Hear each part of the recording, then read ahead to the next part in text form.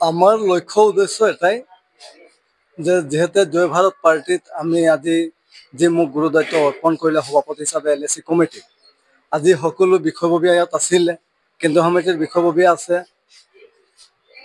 গোলাঘাট জিলাৰ সভাপতি আছিলে আৰু সকলো ৰাইজ থকা অৱস্থাত আজি মোক যি গুৰু দায়িত্ব অৰ্পণ কৰিলে, মই সেই গুৰু দায়িত্ব নিষ্ঠা আৰু সততাৰে পালন কৰিম আৰু খুব সোনকালে 1 মাহৰ ভিতৰত তেখেতলোকে যি নিৰ্দেশ দিছে, কেন্দ্ৰীয় সমিতিয়ে যি নিৰ্দেশ প্ৰেৰণ কৰিছে, সেই নিৰ্দেশ মই পালন কৰিম। 1 মাহৰ ভিতৰত মই vote committee, youth committee, block committee সকলো গঠন কৰা মোৰ প্ৰচেষ্টা থাকিব আৰু মই খুব শক্তিশালী ৰূপে এই জয় ভাৰত পাৰ্টিৰ পৰা সততা আৰু নিষ্ঠাৰে মই কাম কৰিম বুলি আজি আশা কৰিছোঁ। আৰু আজি মই কেন্দ্ৰীয় সমিতিৰ বিষয়ববীয়াক মই কথা দিছোঁ, জিলাৰ বিষয়ববীয়াকক কথা দিছোঁ, মই এই জাতি জনগোষ্ঠীটো খুব সোনকালে এই জয় ভাৰত পাৰ্টিৰ নেতৃত্বত আজি আগবঢ়াই যাবৰ কাৰণে মই সকলো জাতি জনগোষ্ঠী মই সকলোকে আহ্বান জনাইছোঁ।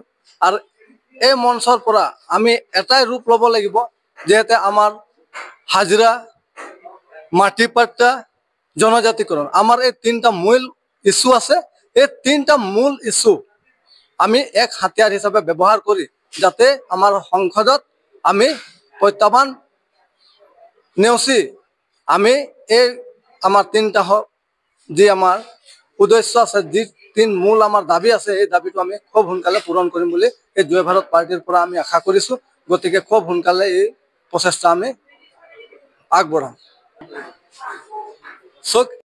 আমি ভাষাৰে জানো বা স্পষ্টই আমি কৈ আছো, বিগত যিমান দিন ধৰি 15 বছৰ কাৰ্যকাল তৰুণ গগৈ কৰিলে, বিজেপি এটা 10 বছৰ কৰিলেই।